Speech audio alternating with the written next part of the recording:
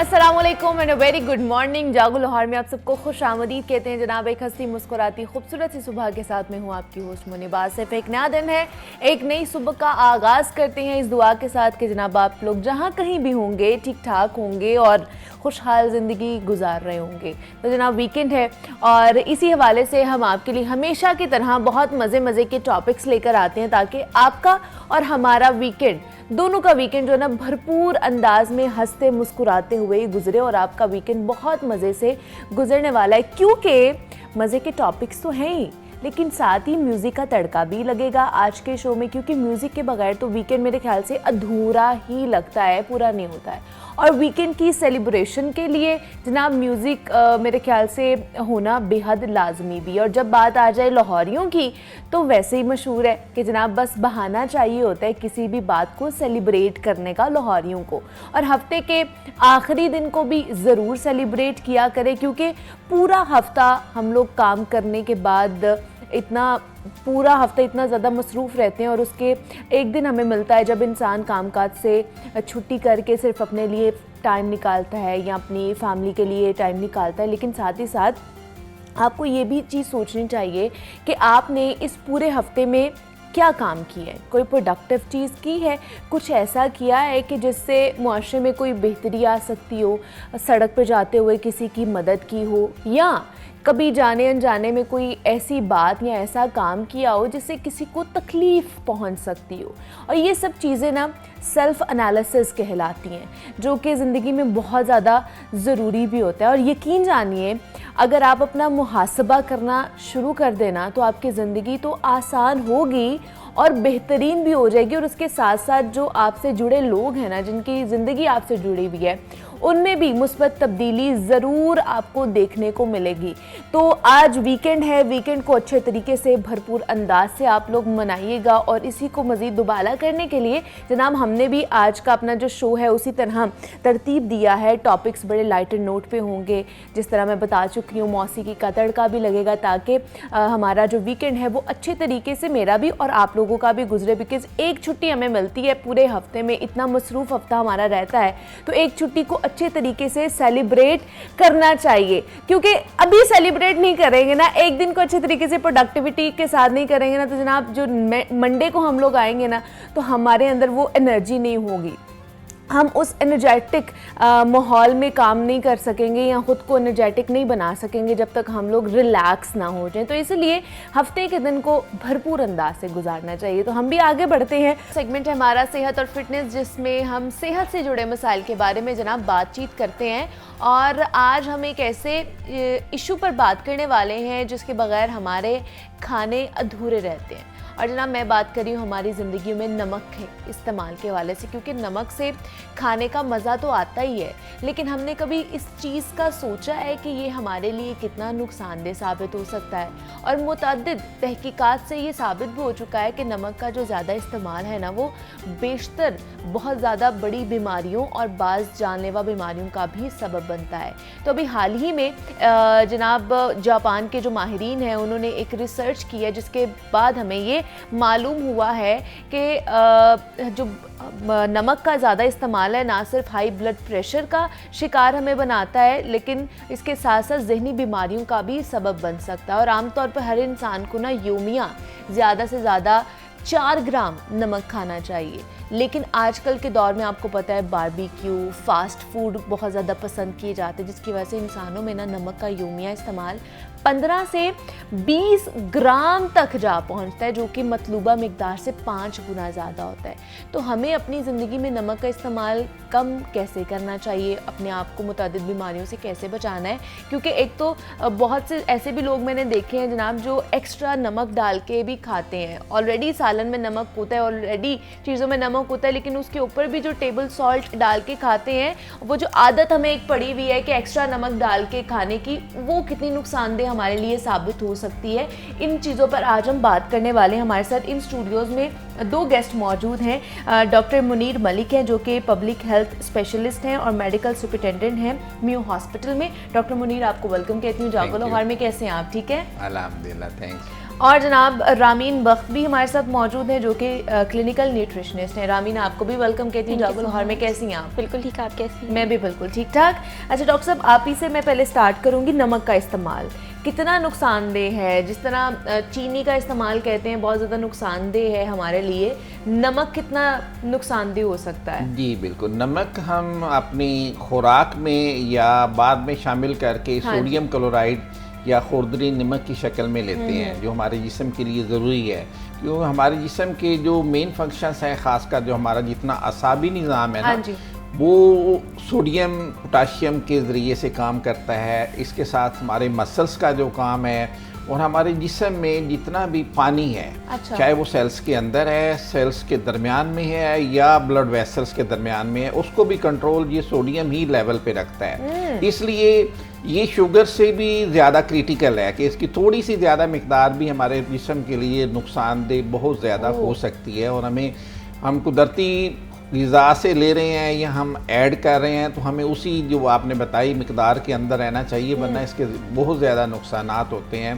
ख़ासकर इसकी वजह से जिस्म में जब पानी ज़्यादा जमा होना शुरू हो जाता है तो जिस्म के सारे बफर, सारे मैकेनिज़्म डिस्टर्ब हो जाते हैं, जिसमें ब्लड प्रेशर का ज़्यादा होना, सर दर्द होना, दीगर की बीमारियाँ, साथ हार्ट अटैक होना, स्ट्रोक होना, जो फॉलेज है, मसल्स का सही काम ना करना, उसके साथ साथ रोज़मर्रा के कामों में जो चिड़चिड़ापन है या डिप्रेशन है, वो भी इसी के इम्बैलेंस की वजह से हो सकते हैं। मतलब इतनी ज़्यादा बीमारियां हो सकती हैं अगर सिर्फ आप सोडियम का इस्तेमाल बहुत ज़्यादा कर रहे हैं, बिल्कुल बैलेंस डाइट नहीं ले रहे हैं। ये इसकी जो सेफ मार्जिन ऑफ सेफ्टी है ना, बहुत कम है। थोड़ा सा ज़्यादा हो जाए, थोड़ा कम हो जाए तो टोटल जिस्म ही डिस्टर्ब हो जाएगा ना। हमारा जो जिस्म का जो वॉश मैकेनिज़्म है, जिस्म में जितने भी हम खुराक इस्तेमाल कर रहे हैं या जितने भी एक्शन रिएक्शंस हो रहे हैं, उनको जिस्म से सफाई जो करता है, वॉश करता है, पानी करता है। और पानी को कौन कंट्रोल करता है? ये सोडियम करता है, सोडियम क्लोराइड नमक जो हम इस्तेमाल करते हैं। तो जब भी ये कम या ज़्यादा होगा, हमारे तमाम ऑर्गन्स पे ये इफेक्ट करेगा और साइकोलॉजिकली भी इसका इम्पैक्ट होगा। बिल्कुल ऐसे ही है। अच्छा डॉक्टर रामीन, मुझे आप बताइए कितना ख़तरनाक है ये सोडियम या नमक जिसको आम जुबान में हम कहते हैं, इसको खाना, और क्या इसके अल्टरनेटिव्स हो सकते हैं? मुनीबा, हम लोगों का ना एक बड़ी मिसकंसेप्शन होती है, हमें पता ही नहीं होता कि क्या चीज़ हमारे लिए ठीक है, क्या चीज़ नहीं है। हम लोगों की कॉमन हाउस होल्ड में ये प्रैक्टिस होती है कि खाने में तो नमक जा ही रहा है, टेबल पे भी एक पड़ा हुआ है, लेकिन हमें ये नहीं पता कि वो कितना वर्स और कितने एडवर्स इफेक्ट्स हैं उसके हमारे लिए। तो सबसे ज़्यादा जो अभी आपने जैसे बताया है कि ये चीज़ थोड़ी न्यू है, आवाम को इस चीज़ के बारे में नहीं पता कि इसके मेंटल हेल्थ के ऊपर बड़े इफेक्ट, एडवर्स इफेक्ट्स हैं।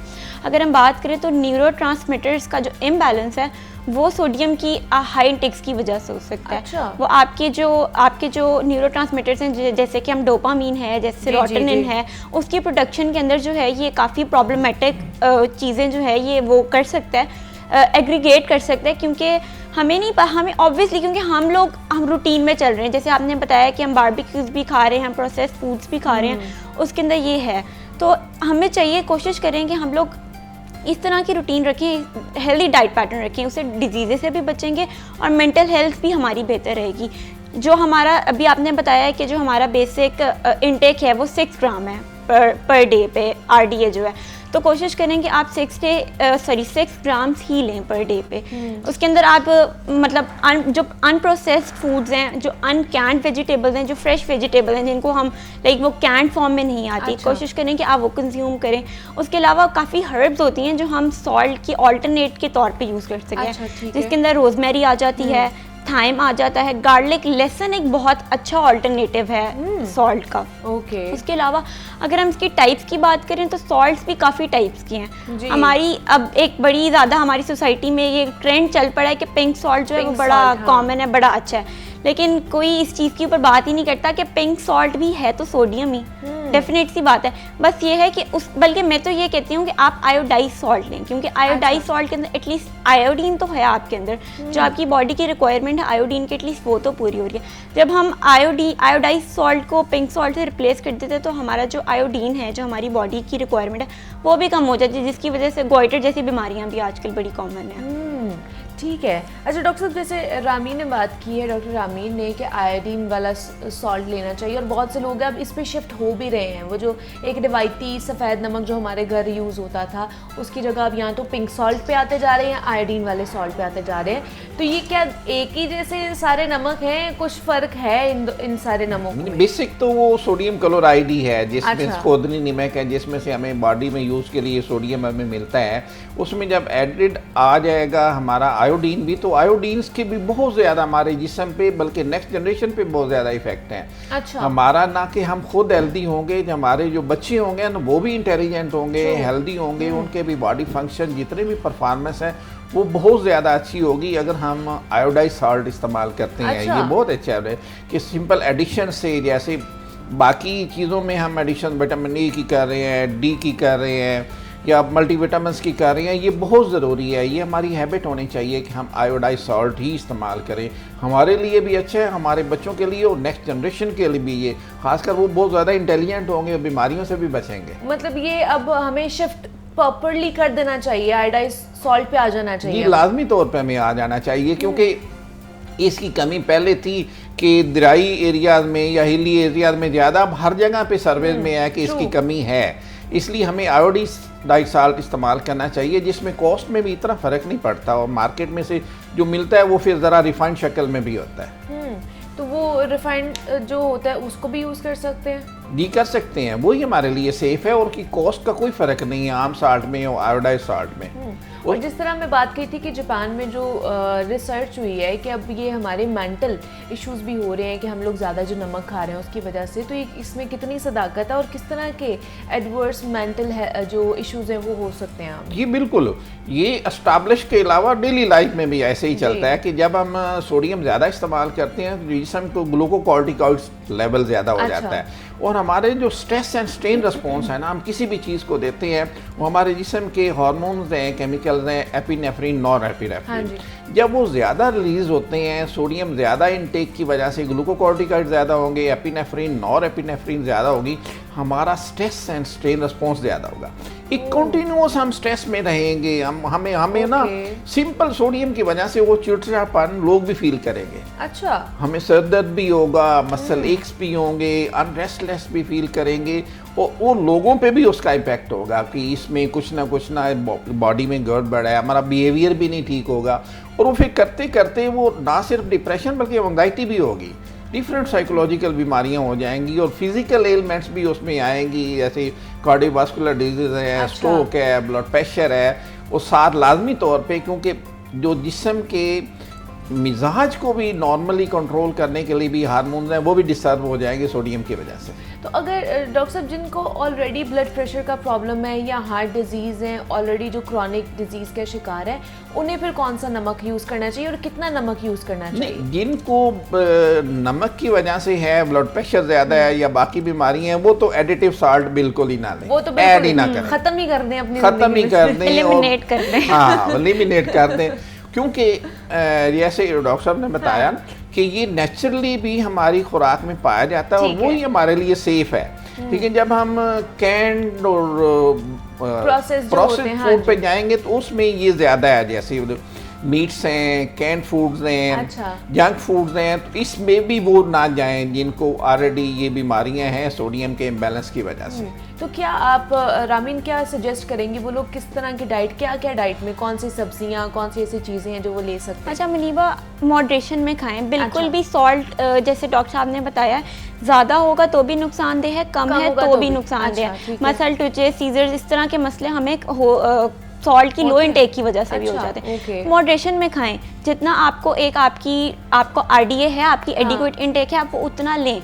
हाँ, लेकिन ये है कि जैसे कि जो ब्लड प्रेशर के मरीज़ हैं, जो कार्डियोवैस्कुलर डिजीज़ के मरीज़ हैं, वो कोशिश करें कि जो प्रोसेस फूड्स हैं, जो सुपर अल्ट्रा प्रोसेस फूड है, जो हमें ये नगेट्स वगैरह आते हैं, ये सब ये बिल्कुल ना खाएं, बिल्कुल ये उनके लिए जहर है।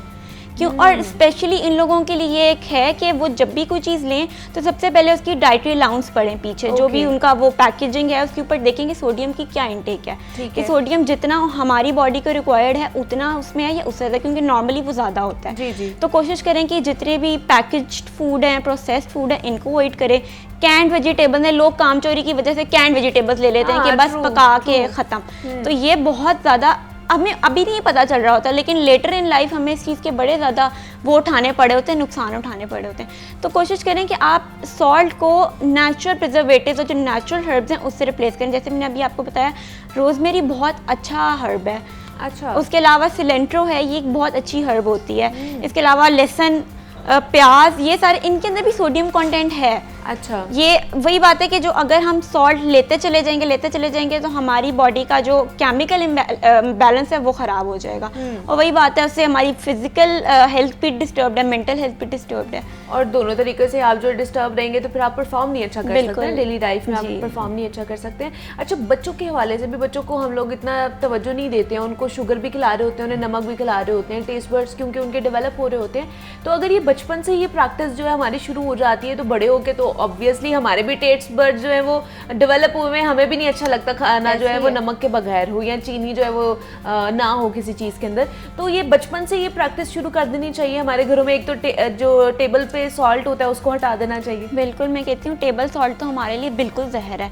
टेबल सॉल्ट तो होना ही नहीं चाहिए, डाल के खाते हैं बहुत से लोग। इवन कि हम लोगों के घर में एक बड़ी कॉमन प्रैक्टिस है कि अंडा तो बॉईल हो रहा है, उसको हमने नहा देना है, उसको हमने नमक से, बिल्कुल कि नमक तो उसको, नमक नहीं होगा तो अंडा निकला ही नहीं जाता। बिल्कुल, तो हमें शुरू से ही ना अपनी रूटीन इस तरीके से वही हेल्दी डाइटरी पैटर्न की तरफ चलें। अच्छा। इतना लें कि हम लोगों की जो बॉडी की रिक्वायरमेंट है वो भी पूरी होती रहे, हमारे जो टेस्ट बड्स हैं वो भी सेटिस्फाइड रहें, और हमारी जो बॉडी है वो भी खुश रहे। अरे डॉक्टर साहब, आप क्या कहेंगे, मतलब बचपन से ये प्रैक्टिस जो है हमारे आपने घर में बिल्कुल ठीक कहा कि हमें कि आपके जरिए से ये मैसेज तो जाना चाहिए। ना सिर्फ सोडियम, ये जो बर्गर की आपने बात की, ये यकीन जाने अगर हम अपने बच्चों को बर्गर खिला रहे हैं, they will be burger babies. बड़े हो के वो उसी की तरह पिलपले, नरम, नाजुक, जो बिल्कुल माहौल का, सोसाइटी का, लाइफ का कंपटीशन नहीं कर सके। I am public health specialist, तो ये वसूख और साइंटिफिकली कह रहा हूँ कि बाद में वो ऐसे ही होंगे जैसे बर्गर है, क्योंकि उसमें डाइटरी वैल्यूज भी नहीं है, एडिटिव चीज़ें हैं जो हमारे बॉडी को नुकसान भी दे रही हैं, और बॉडी की ग्रोथ भी ऐसे नहीं हो रही। आप खुद देख लें, जो बर्गर बेबी जिनकी आदत ही है कि जी रोटी नहीं खानी, बाकी चीज़ें, लेकिन खाने में जब मल्टीपल हमें प्रोटीन, फैट, मिनरल, विटामिन्स वो एक तनासब में नहीं मिलने, उसमें मखसूस चीज़ें भी मिलनी है, और वो प्रोसेस्ड भी होंगी, ज़्यादा भी होंगी, कम भी होंगी, तो बच्चा इस काबिल श्योरली नहीं होगा कि ज़िंदगी में वो ज़िंदगी को compete कर सके, बच्चों को compete कर सके, या लाइफ में सक्सेसफुल हो सके। वो बर्गर बेबी ही होगा, साल्ट के साथ साथ इट्स डेफिनेट ऐसे ही होगा। और आप देख भी लें, लाइफ में वो इतने एक्टिव नहीं होते जिन बच्चों की ये आदत होती है। हम डाइटरी हैबिट्स चेंज करें, हम अपना लाइफस्टाइल चेंज करें, और ये हकीकत है कि हम आप अचीव कर सकते हैं लाइफ में सिर्फ अपना लाइफस्टाइल चेंज करके, कि हम अपनी लाइफस्टाइल में वॉक, एक्सरसाइज जितनी हम कर सकते हैं, और साथ डाइट। ठीक है। देखिए, हमारे जिस्म में, एक इंसानी जिस्म में दिन में जितने केमिकल एक्शन रिएक्शन हो रहे हैं ना, पूरी दुनिया की लेबॉर्ट्रियों में नहीं हो रहे हैं, एक इंसान में जो है। अच्छा। और उनको फिर चलाने के लिए हर चीज़ हमें चाहिए। मे भी ऐसे मिनरल, विटामिन जोन जिनका हमें पता भी नहीं, और हमें वो नेचुरल हर्ब में, सब्जियों में, उन फलों में मिल रहे हैं, बिल्कुल ऐसे, और वो हमारे लिए ज़रूरी है जिस्म को चलाने के लिए। हाँ, इसमें वो बर्गर बेबीज में ये पीसीओएस का बड़ा आ रहा है फीमेल्स में। जी जी, उसकी भी बेसिक रीज़न यही आ रही है। 99% फीमेल्स को यही कहा जाता है, भाई ये आप जंक फूड छोड़ें, पीसीओएस नहीं होंगे, वो इनफर्टिलिटी का आ रहा है।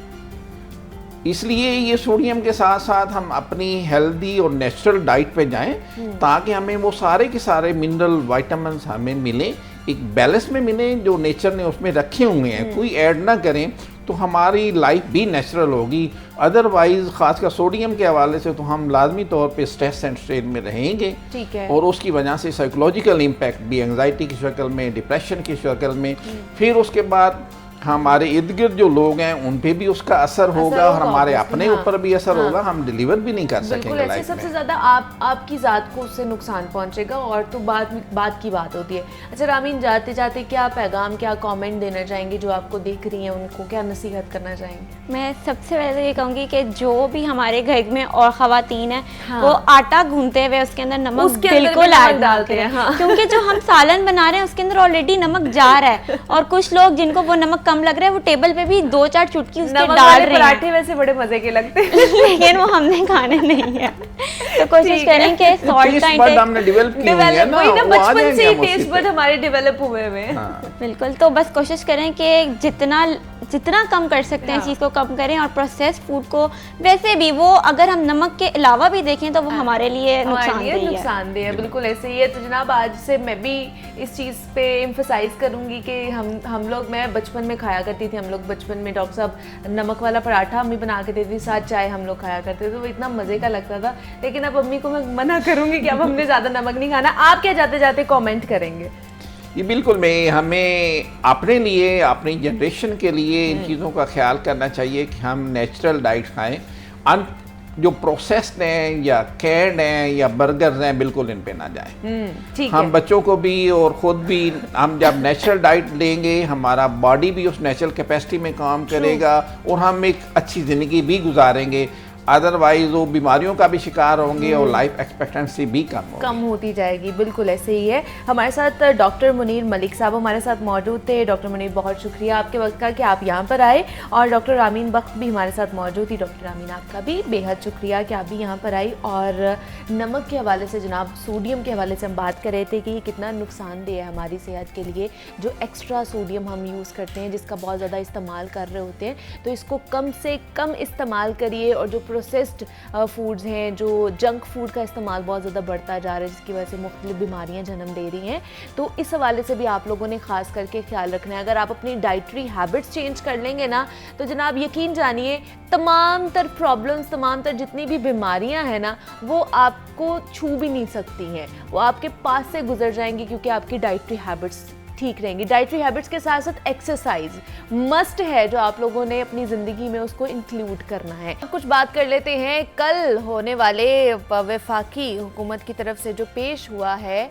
बजट, उसके हवाले से बात कर लेते हैं। और जनाब कल 144 खरब और 60 अरब रुपए का बजट जो है वो कौमी असम्बली में पेश कर दिया गया। और बजट दस्तावेज़ के मुताबिक वफाकी बजट 2023 और 24 का मजमूई हुजम जो है वो 144 खरब 60 अरब रुपए मुख्तस किया गया था।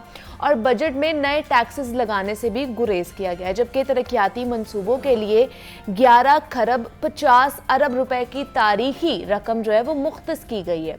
और दिफाई अखराजात में भी इजाफा किया गया है। उधर मुल्क के नामवर ताजरों ने आइंदा माली साल 2023-24 के बजट पर मिले जुले रद्द-ए-अमल का इजहार करते हुए कहा कि जनाब मुश्किल हालात में अच्छा बजट पेश किया गया। और मजीद कहा कि जो सख्ती समझ रहे थे उससे कहीं आसान बजट है। इसके अलावा तनख्वाहदार तबका, पेंशनर्स और मजदूर की उजरत में भी इजाफा किया गया है। 1300 सीसी से ऊपर गाड़ियों की दरामद पर ड्यूटी और टैक्स कैपिंग ड्यूटी भी ख़त्म कर दी गई है। तालीम के हवाले से बात कर ली जाए तो 82 अरब रुपए, सेहत के लिए 26 अरब रुपए मुख्तस किए गए हैं, साइंस एंड IT के लिए 34 अरब रुपए तजवीज़ किए गए हैं। और किस किस चीज़ पर कितना टैक्स लगाया गया है, कहाँ कहाँ से रिलीफ मिला है, इस हवाले से हम बात करेंगे। इन स्टूडियोज़ में हमारे साथ इस वक्त मौजूद हैं ज़फ़र महमूद साहब हैं, जो कि हैं senior vice president Lahore chamber of commerce के। ज़फ़र साहब, आपको वेलकम कहती जाओगे लाहौर में, कैसे हैं आप? जी बहुत शुक्रिया जी, बिल्कुल। ज़फ़र साहब, क्या कहेंगे, कल का एक बजट जो पेश किया गया है वफाकी हुकूमत की तरफ से, अवाम दोस्त बजट है ये? नहीं, मैं समझता हूँ कि इसे अवाम दोस्त बजट इसलिए नहीं कहा जा सकता। 2-3 वजूहात हैं। एक तो यह है कि इस वक्त जो बजट पेश किया गया वो आज बड़े क्रूशल हालात में पाकिस्तान के ऊपर हैं। आपको पता है इकॉनमी जो है वो बड़ी स्ट्रेस में है और IMF का भी बड़ा प्रेशर है। और फिर एक तरफ IMF का प्रेशर भी हुकूमत अब्जॉर्ब नहीं कर रही। फिर IMF से 1-2 घंटे इन्होंने बजट पेश करने से पहले भी आखिरी डिस्कशंस की। अच्छा।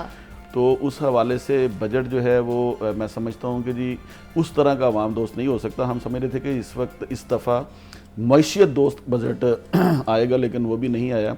अब देखिए, जिस तरह आपने अभी फरमाया कि 14,460 अरब रुपए के एक्सपेंडिचर का बजट पेश किया गया, जिसमें कम से कम 2,000 अरब के नए टैक्सेस इम्पोज किए जा रहे हैं।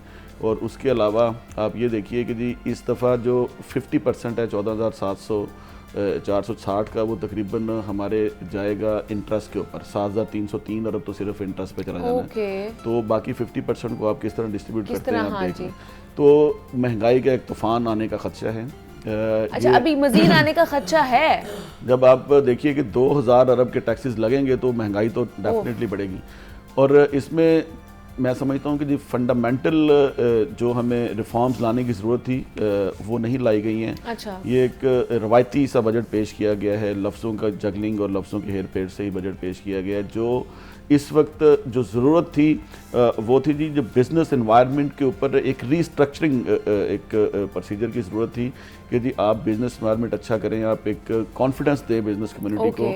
उस पर कोई बात नहीं की गई है। इंपोर्ट एक्सपोर्ट के जो इशू हैं वो same as it is remain हैं। जो फॉरेक्स मैनेजमेंट के ऊपर कोई चीज़ नहीं रखी गई। और एक रूटीन में 30 अरब उन्होंने एक्सपोर्ट का बजट रख लिया, जिसमें से 6-7 अरब तो आपको बाहर चले जाएंगे शिपिंग कंपनीज़ को, तो 22-23 अरब इस दफ़ा 20 अरब पे हमारी एक्सपोर्ट रही है। तो जो हमारा मेन इशू है वो बेसिकली फॉरेक्स का है, फॉरेन एक्सचेंज का इशू है। हमारी जो इंपोर्ट है वो रुक गई है। अब आप देखें, एक तरफ आपकी इंपोर्ट रुकी हुई है, एक तरफ आपका जो ना इंडस्ट्री का पहिया भी नहीं चल रहा, और आपने 30 से 35% जो है ना वो प्राइसेस इंक्रीज कर दिए सैलरीज, जिससे मैं समझता हूँ कि जी बहुत बड़े इशू हो जाएंगे, इन्फ्लेशन के मामला आ जाएंगे। आपकी सप्लाई जो है ना वो कम हो रही है बेतदरीज, और आपने जो है ना वो डिमांड बढ़ा दी, आप लोगों की परचेजिंग पावर बढ़ा दी है, और जो गरीब तबका है वो पिस जाएगा, प्राइसेस और इंक्रीज हो जाएंगी लोगों की परचेज पावर बढ़ने से। और बाहर से इंपोर्ट भी उस सेंस में नहीं हो रही क्योंकि हमारे पास फॉरेक्स अवेलेबल नहीं है, और इंडस्ट्री का पहिया भी नहीं चल रहा चूँकि रॉ मटेरियल की इंपोर्ट के भी इशू हैं, और वो सारा सिस्टम है। एग्रीकल्चर के ऊपर थोड़ा रिलीफ देने की कोशिश की गई है, मगर मैं समझता हूँ कि उस तरह का रिलीफ ये नहीं है। स्पेशली किसी चीज़ में कमी नहीं की गई है, जो खाद है या जो चीज़ें हैं वो एज इट इज़ मिल रही हैं। सीड्स के ऊपर ड्यूटी तो शायद पहले भी नहीं थी, मगर मैं समझता हूँ कि जी टैक्स नेट में भी एग्रीकल्चर सेक्टर उस तरह नहीं है जिस तरह इंडस्ट्री है। इंडस्ट्री 19% इंडस्ट्री का जीडीपी में पार्टिसिपेशन है, और तकरीबन 73% 72% टैक्स हम दे रहे हैं, और 22% आपका एग्रीकल्चर है, उससे 2-3% टैक्स आ रहा है। जी जी। तो उस तरह टैक्स नेट में उसको लाने के लिए भी कोई रिफॉर्म्स हमें नज़र नहीं आई हैं। जो सबसे बड़ी चीज़ थी कि हम समझ रहे थे कि इस वक्त 95 अप्रॉक्सीमेटली 95 लाख से 1 करोड़ तक ओवरसीज़ पाकिस्तानी हैं जिनके लिए कार्ड का इशू किया गया है, मगर उसके लिए जो स्पेसिफिक एक पॉलिसी थी ऑन द होल वो डिसाइड नहीं की गई है, जिससे मैं समझता हूँ कि अगर 5 लाख लोग भी 2 लाख पर ईयर $2 लाख पाकिस्तान में भेजें तो किसी हमें कर्जे की ज़रूरत नहीं है। तो वो उनके लिए भी कोई स्पेसिफिक पॉलिसी से गुरेजा रही है गवर्नमेंट। और फिर मैं समझता हूँ कि जो पाकिस्तान से बाहर हैं ओवरसीज़ पाकिस्तानी, उनको बढ़ाए जाने के लिए आप स्किल डेवलपमेंट के ऊपर कोई एजुकेशन रिफॉर्म लेके आते हैं, कोई ह्यूमन डेवलपमेंट होती जिससे आपका इस वक्त देखें जी 25 लाख से ज़्यादा आपकी यूनिवर्सिटी से स्टूडेंट निकलता है जिसको जॉब की ज़रूरत होती है हर साल। 70 लाख के करीब तो इस साल अनएम्प्लॉयमेंट हुई है क्योंकि 50% पे इंडस्ट्री चली गई है। उससे पहले भी 3 अरब के करीब अनएम्प्लॉयमेंट है हमारे पास। तो इस सारे स्ट्रक्चर में हमें चाहिए था कि हम ह्यूमन इन्वेस्टमेंट के ऊपर ह्यूमन के ऊपर इन्वेस्टमेंट करते, ह्यूमन डेवलपमेंट के ऊपर और स्किल डेवलपमेंट के ऊपर करते, और स्पेसिफिकली हम जो है ना पाकिस्तानियों को बाहर भेजने के लिए ताकि फॉरेन एक्सचेंज आ सके, उसके ऊपर कोई ऐसी फंडामेंटल रिफॉर्म्स नहीं आई हैं। तो बेसिकली एक स्ट्रक्चरल और फंडामेंटल रिफॉर्म्स की ओवरऑल ज़रूरत थी इकोनॉमी को, वो नहीं की गई। सिर्फ वो लफ्ज़ों को ऊपर नीचे करके बजट को बढ़ा के पेश कर दिया गया है। अब किसी चीज़ को देखें उसको बस बढ़ा दिया गया है। अच्छा, कल जफर साहब हम इसी पे बात कर रहे थे, तो कल भी हमारे जो गेस्ट आए थे FPCCI से, तो उन्होंने भी कहा था कि ये इंतखाबी बजट लेकर आया जा रहा है। आपको भी लगता है कि इसी तरह है ये? देखिए जी, उस तरह खुल के इंतखाबी बजट भी ये नहीं है। अच्छा। इसलिए कि IMF का एक प्रेशर है और उसको इंतखाबी बजट बनाना इतना आसान काम नहीं था, और मैं नहीं समझता हूँ कि इस बजट के अंदर इंतखाब भी हो रहे हैं। अच्छा। तो इसलिए इसको फेस सेविंग बजट इसको कह सकते हैं कि जिन्होंने बजट से पहले अभी और बजट आने हैं। ये अब पाकिस्तान में इस तरह नहीं होता कि एक दफा बजट आ गया तो ये मिनी बजट आती रहते हैं। मिनी बजट तो आती रहते हैं और आते रहने हैं। इससे पहले उन्होंने 1-2 चीज़ें सस्ती की, लोगों को, गरीब आवाम को जो है ना वो थोड़ा रिलीज दिया, और ये वो, और फिर एकदम बजट से पहले जो है ना वो जो ओपन मार्केट है उसको कंट्रोल करने की कोशिश की गई। हाँ जी। तो देखिए मसला ये है कि जी हमारे यहाँ प्रॉब्लम ये है कि हम लॉन्ग टर्म पॉलिसीज नहीं बना रहे। जो रिफॉर्म्स हैं उसके ऊपर हम काम नहीं कर रहे हैं। ये जो बजट है, ये जो इसको मैनेज किया गया, मैनेजर बजट इसको कह सकते हैं, ये इकोनॉमिस्ट का बजट मैं इसको नहीं डिक्लेयर करता। ये इकोनॉमिस्ट का बजट वो होता है जो आप एक फंडामेंटल रिफॉर्म्स लेके आते हैं, चीज़ों को उस तरह करते हैं कि वो एक डायरेक्शन मिलती है। तो ये जो रवायती बजट पीछे से चला आ रहा है, उसी के ऊपर ही लफ्ज़ों का हेर फेर करके बजट पेश किया गया है। तो इसके ऊपर मैं समझता हूँ कि उतनी खातर खा आपको अच्छाई नज़र नहीं आएगी। आप जब इस बजट की बहस होगी, फिर नॉमिनीज भी हम इस पर सबमिट करेंगे, लेकिन आप जब देखिएगा कि जब इसकी तफसीलात आएंगी तो 2000 अरब को आप कहाँ जस्टिफाई करेंगे, मुझे उसकी समझ नहीं आ रही कि 2000 अरब जब आपने इम्पोज कर दिया है फर्दर बजट, तो वो कहाँ पे एडजस्ट होगा। उसके अलावा 3000 अरब का नॉन टैक्स इनकम भी इन्होंने मेंशन की हुई है, तो मैं समझता हूँ कि वो भी फुलफिल नहीं होगी। तो पहले भी जो बजट था 7447 अरब का, फिर 186 अरब और उसमें ऐड किए गए, तो वो भी हमारा जो है ना वो फुलफिल नहीं हुए टारगेट्स।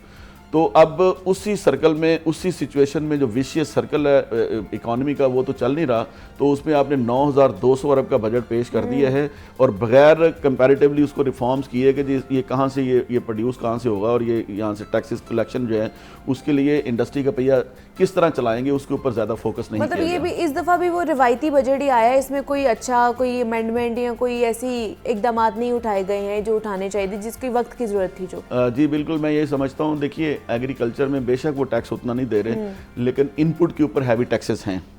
इनपुट के ऊपर टैक्सेस हैं। आप जब इनपुट ले रहे हैं तो पाकिस्तान का ये फिनोमेना है कि 90% तो आपके पास सेट सोर्स डिडक्शन है, विद होल्डिंग टैक्स आपका डिडक्ट हो जाता है एवरीथिंग जो आप लाइफ में यूज़ करते हैं। तो 10% सिर्फ जो है ना वो कलेक्शन के लिए अपना सारा स्टाफ और 24,000 की जो एक लंबा स्टाफ है वो उसके ऊपर यूटिलाइज करता है, जिसमें मेरा ख्याल है कि 30% तो वही उन्हीं पे खर्च हो जाता है। तो इस तरह की रिफॉर्म्स की ज़रूरत है कि पाकिस्तान में एक स्ट्रक्चरल रिफॉर्म्स चाहिए, जिससे कम से कम हमें एक डायरेक्शन मिल जाए, हम डिफ़ाइन कर लें अपने फ्यूचर को कि हमने कहाँ से किस तरह करना है। दूसरा मैं समझता हूँ कि जी हमारे यहाँ R&D के ऊपर कोई इन्वेस्टमेंट नहीं है, 0.1% भी नहीं है, 0.18% है शायद। तो R&D की बड़ी ज़रूरत है। रिसर्च के बगैर कोई कॉम डेवलप नहीं कर सकती है। तो आप सबसे पहले अपने R&D डिपार्टमेंट को इतना मुतहरक करें कि आपको पता हो कि आपकी प्रोडक्शन कितनी हो रही है, क्या आपने प्रोड्यूस करना है, किस चीज़ को आपने बढ़ाना है एग्रीकल्चर में या इंडस्ट्री में, किस चीज़ को आपने रिड्यूस करना है, आपकी कितनी कैपेसिटी है और उसको कितनी कैपेसिटी में चलाएंगे तो आपकी इंटरनल रिक्वायरमेंट पूरी होंगी और कहाँ आप एक्सपोर्ट में जा सकते हैं। तो उसके लिए R&D हमारे यहाँ है ही नहीं।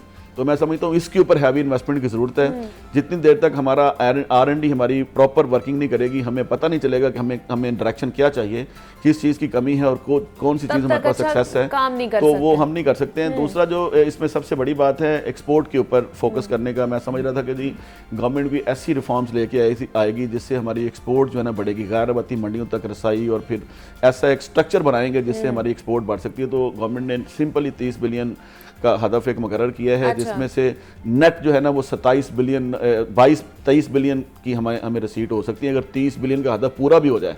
तो मैं समझता हूँ 22-23 बिलियन ये और 30-32 बिलियन जो हमारे यहाँ ऑलरेडी रवायती तौर पे आ रहा है ओवरसीज़ पाकिस्तानी से, तो 50 बिलियन से तो हमारी इकॉनमी नहीं चल सकती। तो हमें जो फॉरेक्स मैनेजमेंट थी उसके ऊपर हमने कोई काम नहीं किया। तो हमें अपनी एक्सपोर्ट के ऊपर, इंपोर्ट ऑल्टरनेट के ऊपर कोई रिफॉर्म्स, कोई इस तरह की स्ट्रक्चर नहीं बनाया गया। जिन चीजों को प्रायोरिटाइज करना चाहिए था उनके ऊपर कोई भी रिफॉर्म्स नहीं लेकर आई गई। जी डेफिनेटली। देखिए आप इनकम के ऊपर आपको सबसे ज्यादा फोकस करना चाहिए कि इनकम कैसे जनरेट होगी, आ रही है, जनरेट किस तरह करनी है। तो इनकम की जनरेशन के ऊपर आपका फोकस उतना नहीं है। तो इनकम की देखिए, आपने बेशक इस वक्त 7,303 अरब आपने सिर्फ और सिर्फ कर्जों की मद में देने हैं, जो कि 50% अप्रॉक्सीमेटली से भी ज्यादा है आपके बजट का, आपके एक्सपेंडिचर का। तो आपको उसके लिए एटलीस्ट इनकम को फोकस करना चाहिए। और स्पेशली हमें जो इस वक्त है इशू वो है फॉरेन एक्सचेंज का। हाँ जी, लेकिन जफर साहब मुझे ये समझ नहीं आ रही है कि IMF ने हमें कर्जा दिया नहीं है। जैसे आपने कहा कि बजट पेश करने से पहले भी 2 घंटा पहले IMF से बातचीत चलती रही है, वो मान नहीं रहे हैं, उनका 9th रिव्यू खत्म नहीं हो रहा है। तो किस तरह, अभी तो ऐलान किया गया है बजट का भी, इसके ऊपर इम्प्लीमेंटेशन होगी, नोटिफिकेशन आएगा, देन जाके इसके ऊपर इम्प्लीमेंटेशन शुरू होगी। किस तरह फंड दिया जाएगा, किस तरह पैसे दिए जाएंगे, क्या होगा? IMF के बगैर ये हो रहेगा मुकम्मल? देखिए जी, पहली बात तो ये है कि जी बजट अभी आया है, अभी इस पे असेंबली में बहस होगी और बहस में फिर इसमें नॉमिनीज भी जो है ना वो फाइल होंगी और फिर उसके बाद कटौतियाँ होंगी और फिर फाइनल होगा बजट। अच्छा। मीनवाइल हमारे यहाँ जो 9th रिव्यू का 1.1 बिलियन का है वो 30 तारीख तक हमारे पास टाइम है। अगर हम 30 तारीख तक उसमें नहीं जाते तो वो ख़त्म हो जाएगा। मैं समझता हूँ कि जी हमें जाना चाहिए, अच्छा, चूँकि हमारी इकॉनमी जितने स्ट्रेस में है, हमें गो के IMF हमें 100% सपोर्ट नहीं कर सकता और ना कर रहा है। अच्छा, तो हमें IMF की सपोर्ट चाहिए अपने बाकी डोनर्स का जो है ना, जो ट्रस्ट डेवलप करने हाँ के जी, लिए। ट्रू। तो उसमें मैं समझता हूँ कि इसके बाद 9th रिव्यू के बाद हमें नए प्रोग्राम में भी जाना चाहिए। हमें आने वाले 2 सालों में 20-25 बिलियन डॉलर चाहिए, और 20-25 बिलियन डॉलर अगर हमें अगले 2 साल में चाहिए हमारी इकोनॉमी को बूस्ट करने के लिए, अच्छा। तो हमें फंडामेंटल रिफॉर्म्स लानी पड़ेंगी। हमें एक गैर रवायती किस्म का स्ट्रक्चर करना पड़ेगा इंडस्ट्री के लिए भी, और हमें एक स्ट्रक्चर करना पड़ेगा अपनी तमाम जो रिसीट्स हैं उसको फोकस करना पड़ेगा, और जो हमारी इस वक्त फॉरेन एक्सचेंज की के इश्यूज़ हैं उसमें मैं समझता हूँ जितनी एक्सपोर्ट आपकी कंपलसरी है उतनी ही आपकी इंपोर्ट सब्सिट्यूट भी कंपलसरी है। सही। आप अपनी इंपोर्ट के ऊपर से पैसे बचा सकते हैं और अपनी एक्सपोर्ट को बढ़ा सकते हैं ताकि आपका जो ना वो बैलेंस हो जाए। तो उससे बैलेंस करने के लिए कोई ऐसी रिफॉर्म्स नहीं लाई गई जिसके ऊपर मैं समझता हूँ कि जी ऐसा कोई बोर्ड बनाते, कोई ऐसी स्कीम इंट्रोड्यूस कराई जाती जिससे हम इंपोर्ट सब्सिट्यूट के ऊपर इमीडिएटली काम कर सकते। रेट ऑफ इंटरेस्ट आप देखें कितना 25-26% और भी बढ़ने के चांसेस हैं। उसके अलावा आपकी जो कॉस्ट ऑफ डूइंग बिजनेस है हमें 108 नंबर पे वैसे ही है। हाँ। और सबसे बढ़ के जो हमारे पास एनर्जी के क्राइसिस हैं, एनर्जी के ऊपर जो है ना अभी इन्होंने फंड्स तो रखे हैं। मैं समझता हूँ कि एनर्जी का एक ऐसा सेक्टर है, गैस, बिजली, पानी, ये गवर्नमेंट की ये बेसिक नेसेसिटीज़ है, ये गवर्नमेंट की रिस्पॉन्सिबिलिटी होती है कि जी ये आवाम को सप्लाई करे। हाँ जी। तो अगर ये सारी चीज़ें प्राइवेट सेक्टर में चली जाएंगी तो वो प्राइस आपके कंट्रोल में नहीं रह सकती है। तो इस वक्त 11 सेंट में तो इन्होंने वैसे एग्रीमेंट कर रहे हैं हाइड्रल पावर के भी। जी जी। तो उसमें आप ओवरहेड एक्सपेंसेस, जो लाइन लॉसेस और वो सारी चीज़ डालेंगे तो वो तो 60-70 से कम कहीं आपको हाइड्रल पे नहीं पड़ेगी। तो आप IPPs में चीखे मार रहे हैं, हाइड्रल पे भी ऐसे ही मसले मसाइल हो जाएंगे। तो हमें और महंगाई हो जाएगी फिर तो हमें चाहिए कि हम एक तो मेरी ये ज़ाती राय है कि ये जो नेसेसिटीज़ हैं, बुनियादी चीज़ें हैं, ये गवर्नमेंट को प्राइवेटाइज नहीं करनी चाहिए और स्पेशली फॉरेनर्स को नहीं देनी चाहिए, क्योंकि वो सारे एग्रीमेंट फॉरेन एक्सचेंज में होते हैं और डॉलर्स में होते हैं, और फिर वो पैसा जब बाहर जाता है तो हमारी वो सारा सिस्टम जो है ना, हमारा इस वक्त 126.3 बिलियन हमारा IMF का कर्जा है और 150 बिलियन हम एक्सपेंड करते हैं हर साल अपने फॉरेन एक्सचेंज को। तो उसमें ये चीज़ें भी शामिल होती हैं, जो इन्वेस्टमेंट होती है उसमें भी बाहर बेशुमार पैसा चला जाता है। तो लोकल इन्वेस्टमेंट को भी इनको फोकस करना चाहिए पाकिस्तान के अंदर से। तो इस किस्म की कोई पॉलिसी, कोई चीज़ें डिक्लेयर नहीं हुई हैं जिससे हम फॉरेक्स को या फॉरेन एक्सचेंज को हैंडल कर सकें। उसकी मैनेजमेंट बड़ी ज़रूरी थी, वो मैनेजमेंट के ऊपर मुझे कोई चीज़ नज़र नहीं आई है। लेकिन ये क्या वजह है कि IMF जो है वो कर्जा नहीं दे रही? कल भी इसहाकडार साहब ने कहा है कि जी 25 साल से IMF से डील कर रहा हूँ, लेकिन इस दफ़ा पता नहीं वो क्यों ताख़ीर कर रहे हैं, समझ नहीं आ रही है। तो क्या लग रहा है कौन सी ऐसी शराइत हैं जो हम उनकी नहीं मान रहे हैं जिसकी वजह से वो पैसे नहीं दे रहे हैं? देखिए जी 2-3 चीज़ें हैं इसके अंदर। इसहाकडार साहब ने भी दबे लफ्ज़ों में कहा है हाँ कि ये जो है ना पॉलिटिकल इशू है, ये इकोनॉमिकल इशू नहीं है IMF के साथ। ये जो इंटरनेशनल इस्टेब्लिशमेंट है उसके दायरे इख्तियार में है। ये सारी चीज़ें वो कंट्रोल कर रहे हैं। फिर हमारी इंटरनली जो पॉलिटिकल इंस्टेबिलिटी थी वो भी एक कॉज है उसकी। तो इस गवर्नमेंट के साथ शायद वो डील करने को तैयार नहीं है। अच्छा, ये गवर्नमेंट ख़त्म होगी उसके बाद IMF के साथ डील एक्सपेक्टेड है कि वो प्रॉपर्ली हो जाएगी।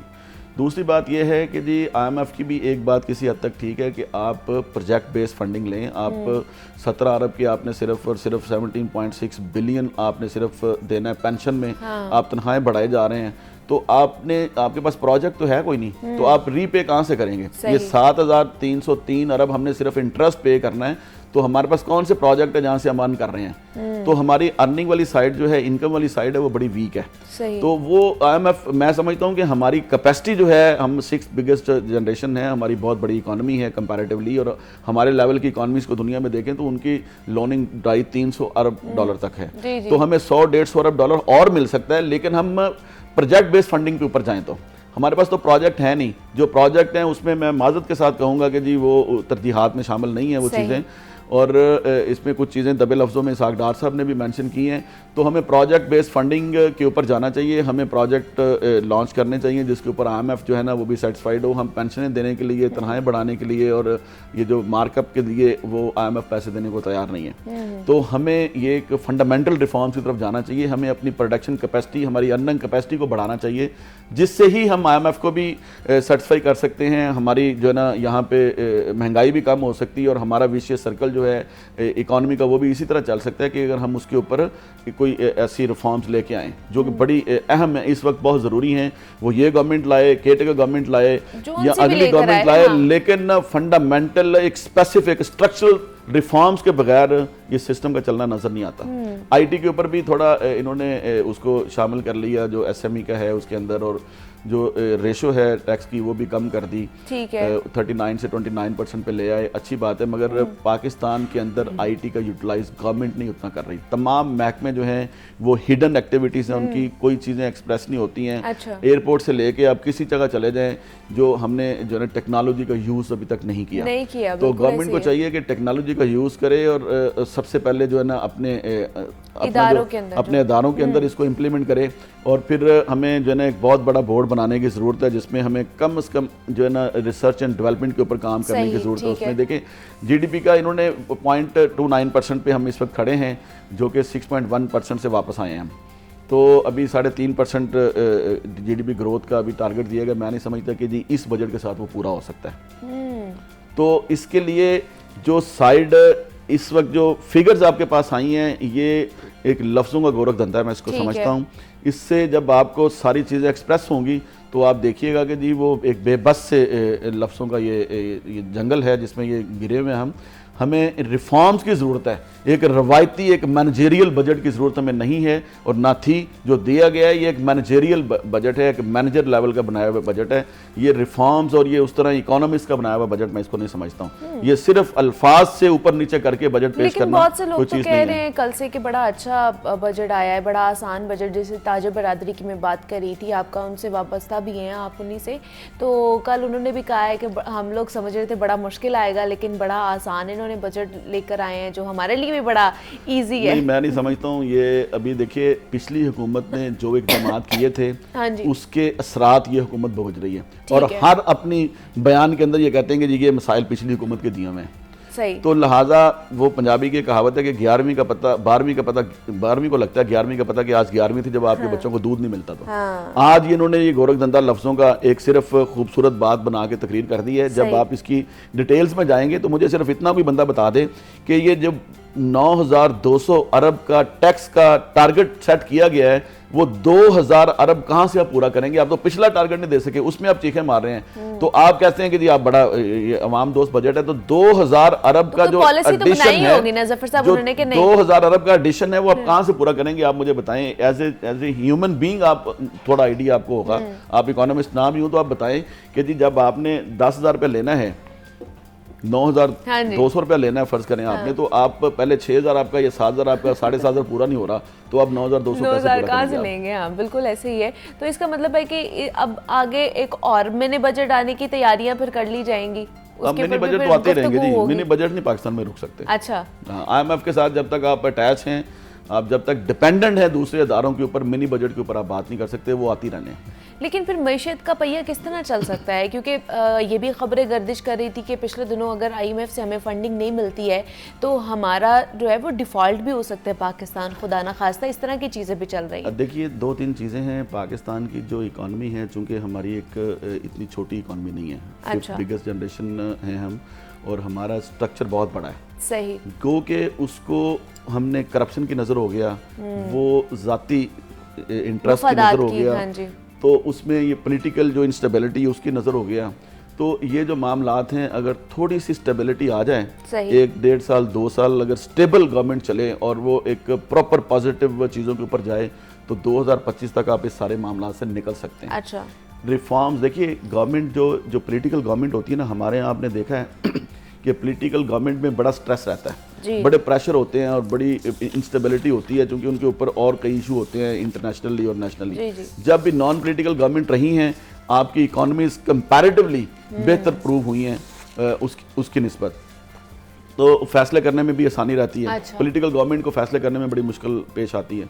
जिस तरह अभी इसहाक डार साहब कहते हैं कि जी मैं तो 30 साल से डील कर रहा हूँ, मुझे समझ नहीं आ रही कि किस तरह सब कर रहा है, तो ये एक पॉलिटिकल इशू बना हुआ है, खुद इसहाक डार साहब फरमा रहे हैं। हाँ जी। तो मैं समझता हूँ कि इन सारी चीज़ों को अगर पॉजिटिवली देखें, हमारे ब्लू इकॉनमी, हमारे पास कार्टल माफियाज, उनको कंट्रोल करने की ज़रूरत है। हमारे ब्लू इकॉनमी के ऊपर 399 अरब का सिर्फ डील कर रहे हैं, हमारे यहाँ 100 जब बिलियन तक डॉलर का बिल्कुल ऐसे ही है। जनाब, जब तक इन तमाम तर चीज़ों को हल नहीं किया जाएगा ना, तो ये प्रॉब्लम्स जो है ये हल नहीं हो सकती हैं, या हमारी जो तरक्की है वो आगे नहीं जा सकती है। ज़फ़र महमूद साहब हमारे साथ मौजूद थे, सीनियर वाइस प्रेसिडेंट है लाहौर चैम्बर ऑफ कॉमर्स के।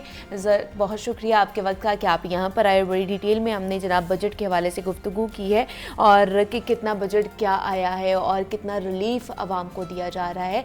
लेकिन देखने से तो यही लग रहा है कि जनाब ये अवाम दोस्त बजट नहीं है। और जनाब क्या ही खूबसूरत रैप किया है, और मतलब हम लोगों ने क्लासिकल मौसीकी के हवाले से भी बहुत ज़्यादा बात की है, हमने मेलोडी सॉन्ग्स भी सुने हैं, लेकिन आज पहली दफ़ा जागो लाहौर के प्लेटफॉर्म से आपने रैप सुना है, रैपिंग की है। एहसन नसीर बहुत ही टैलेंटेड न्यू टैलेंट हमारे साथ इस वक्त मौजूद है, और हमारी कोशिश होती है कि पाकिस्तान का जितना भी टैलेंट है ना जनाब, वो जागो लाहौर के प्लेटफॉर्म से आप लोगों तक ज़रूर पहुंचे। तो आज एक न्यू टैलेंट हमारे साथ मौजूद है, उनसे जानेंगे उनकी जर्नी के बारे में और किस तरह उनका इंटरेस्ट डेवलप हुआ ख़ास करके रैपिंग में। तो उन्हीं से जानते हैं। एहसन, आपको वेलकम कहती हूँ जागो लाहौर में। कैसे हैं आप? कर लगा ठीक ठाक, बढ़िया। ठीक है आप? जी, फिट वाह बात। जी वाह। तो कैसे स्टार्ट किया, और मतलब आज पहली दफ़ा ना हमारे इस प्लेटफॉर्म से रैप हमने सुना है आपके थ्रू, तो कैसे स्टार्ट की जर्नी बताइए हमें अपनी। जर्नी बस बचपन से शौक था, और जो अपने फेवरेट आर्टिस्ट हैं उनसे सीखता रहा हूँ हमेशा। उनका नाम रफ्तार है, और वो इंडिया के सबसे फेमस आर्टिस्ट हैं हिप हॉप। और उनके इंटरव्यू से काफ़ी चीज़ें सीखी हैं, और ख़ुद ही लिख लेता हूँ, और उसके बाद म्यूज़िक वगैरह थोड़ा बहुत कर लेता हूँ। अच्छा, और बचपन से शौक है तकरीबन। तो बचपन से ही आप रैप करते थे? जी, तब मैं 9th क्लास में था जब स्टार्ट कर दिया था। अच्छा जी। तो क्या मतलब किस तरह इसको किया जाता है, क्या ख्याल क्या आता है, किस तरह जोड़ते हो लफ्ज़ों को? ज़्यादातर इसमें अपनी फीलिंग्स वगैरह लिखी जाती हैं। अच्छा। जिन चीज़ों से आप गुजर रहे हो वो चीज़ें आप लिखते हैं बस। और जो आप चीज़ें बयान करना चाहते हैं, लोगों के साथ शेयर करना चाहते हैं, वो सारी अपने दिल के जो अल्फाज हैं वो बयान करते हैं आप। लेकिन ये जो अभी आपने रैप गाया है दोस्त फरामोश, तो ये भी कोई इसी सिनेरियो से, इसी सिचुएशन से गुजर रहे थे कि दोस्त ने कोई डिच कराया हो, या आपको इस तरह कोई ऐसा फील कराया हो तो उस पर आपने बनाया हो? जी बिल्कुल, ये इसी तरह ही है। मेरे कुछ दोस्त थे और जिनको मैं अपना अच्छा दोस्त समझता था, बट उनकी तरफ से कोई अच्छा रिस्पॉन्स कभी नहीं आया, और जिसको लेके मैंने ये टॉपिक यूज़ किया और इस पे ट्रैक लिखा। क्या बात है। और ये कब बनाया था आपने? ये अभी तकरीबन से 1 मंथ भी नहीं हुआ। अच्छा, 1 मंथ भी नहीं हुआ है इसको भी आप, मतलब ये लेटेस्ट ही है? हाँ, यूट्यूब पे ही आपने एहसन किंग है। तो अभी तक कितने टोटल बना चुके हो रैप आप? तकरीबन 4 ट्रैक किए हुए हैं जो मेरे अपने पेज पे पड़े हैं। ओके। और काफ़ी अच्छा रिस्पॉन्स आ रहा है, नॉर्मल है। क्या बात है। और मजीद भी हैं, मतलब लूप में हैं जिस पे काम कर रहे हो, वर्किंग कर रहे हो? इस संडे एक नया ट्रैक कर रहा हूँ रिलीज अपने पेज पे ही, और उसका नेम रानी है, कमर्शियल ट्रैक है वो। तो क्या मतलब वो किस तरह रैपिंग करते हो? फ्री स्टाइल रैपिंग होती है, या पहले पूरा उसको स्क्रिप्ट लिखा जाता है देन उसके ऊपर काम किया जाता है? ये एक स्टोरी टेलिंग होती है। जिन चीज़ों से आप ज़्यादा फीलिंग आती हैं, या जिन चीज़ों से आप गुजरते हो, वही आप उसको कॉपी करके अपनी एक स्टोरी बनाते हो पूरी। और उसके बाद वो म्यूज़िक प्रोड्यूसर्स होते हैं, वो उन पे बीट वगैरह और म्यूज़िक मास्टर करते हैं सारा। उसके बाद वो गाना तैयार हो जाता है। क्या बात है। तो मतलब ये रैप में ही ज़्यादा इंटरेस्ट है, या दूसरी जैसे क्लासिकल हो गया, ये मेलोडी सॉन्ग्स हो गए, उसमें भी इंटरेस्ट है, या रैप ही करते हो बस? नहीं, सिर्फ हिप हॉप भी है और रैप ही, बस यही इसी में इंटरेस्ट है? इसी में ही है। ठीक है जनाब, चलें फिर अब आप हमें लाइव क्या सुनाने वाले हैं? अभी जो पोस्ट किया है वो सुनाता हूँ। ठीक। और ठीक है। रब्बा तेरा जितना शुक्र करूं उतना कम, तूने पकड़ा हाथ मेरे भर गए जख्म, मैं मस्त मलंग सजदों में करूं आंखें नम, मेरे हाथ में कलम। रब्बा तेरे बारे जितना लिखूं उतना कम, रब्बा करूं फरियाद मुझे कर दे कामयाब, मेरे बारे में सोचकर परेशान होती जिसके पांव तले रखी तूने पूरी कायनात। रब्बा तेरा और माँ बाप का सहारा, यार दोस्त भाई बहन फरामोश कर जाते किनारा, यार दोस्त भाई बहन फरामोश कर जाते किनारा। ये अभी ये हफ्ता पहले रिलीज किया है ये। ठीक है, क्या बात है, वाजी वाह। तो आगे का क्या प्लान, क्या है आगे, क्या करने जा रहे हो? अभी इसी को लेके इसी को पूरा करना है। आई मीन कि एक ड्रीम है रैप स्टार बनने का, तो फिलहाल यही जर्नी करनी है स्टार्ट। लेकिन पाकिस्तान में मेरा नहीं ख्याल कि इसको इतना ज़्यादा प्रमोट किया जाता है, ये इतने ज़्यादा जो सिंगर्स हैं वो इस साइड पे जाते हैं, तो आपको किस तरह इंटरेस्ट हुआ और कितना मतलब कोशिश करनी पड़ी, कितना सफ़र करना पड़ा है इसकी वजह से, आपको स्ट्रगलिंग कितना करना पड़ी है? काफ़ी मेहनत करनी पड़ी है और ज़्यादा मोटिव मैं अपने इंडिया के रैप स्टार हैं उनके इंटरव्यूज़ देख के मैं हुआ करता था। और दूसरी चीज़ ये पाकिस्तान में अभी बहुत कम ग्रो कर रहा हाँ है, जी। बट कराची में इसकी बहुत ज़्यादा फ़ैन फॉलोइंग है। अच्छा। जी, और तला अंजुम और तला यूनुस हैं वो, उनकी वजह से ये पाकिस्तान में काफ़ी ग्रो कर रहा है। तो अभी जो पाकिस्तान में आप उन्हें देखते हो या उन्हें सुनते हो? जी, उनको भी सुनता हूँ मैं। मेरे काफ़ी फेवरेट रैप स्टार है, मैं उनसे नॉलेज हासिल करता रहता हूँ और सब कोई सुनता हूँ तकरीबन। तो घर में भी इसी तरह रैप करते रहते हो? मतलब एक सिंगर होता है ना, वो घर में भी गुनगुनाता रहता है या गाने गाते रहता है, तो आप भी रैप करते रहते हो घर में भी? नहीं, अपनी फैमिली को इजाज़त नहीं है। अच्छा। और ये अपना शौक है, सिर्फ यही करता रहता हूँ और जब उनको पता चलता है डांट पड़ती है बस। तो अभी उन्हें पता नहीं चला कि आप बाकायदा तौर पर आपने इस फील्ड को परसू कर लिया और आप इसी में आगे जाना चाह रहे हो? और ये ड्रीम अभी तक तो शेयर नहीं किया। अच्छा। बट तो आज वो देख नहीं रहे आपको? शायद शायद देख रहे हैं और घर जाके फिर डांट पड़ेगी ऐसन को कि ये तुम क्या करके आए हो। तो आगे क्या मतलब क्या ड्रीम है, किसके साथ स्टेज जो है वो शेयर करना चाहते हो, जो रैपर आपके साथ स्टेज शेयर करे, जो फेवरेट हो आपका? मेरा सबसे ड्रीम यही होगा जब मैं रफ्तार के साथ स्टेज पे जाऊंगा। अच्छा, रफ्तार के साथ? वो तो रफ्तार। इंडिया के हैं ना, इंडिया के। पाकिस्तान में किसके साथ करना चाहते हो? पाकिस्तान में तला अंजुम ही है वो। ठीक है। तो जो सोशल मीडिया से आप उभरे हो और आपका टैलेंट जो है वो लोगों तक पहुंचा है, तो सोशल मीडिया अब कितना अच्छा प्लेटफॉर्म है जो आप जैसे न्यू टैलेंट है उनको प्रमोट करने के लिए? काफ़ी अच्छा, लेकिन जो भी पेज हो मेहनत खुद को ही करनी पड़ती है।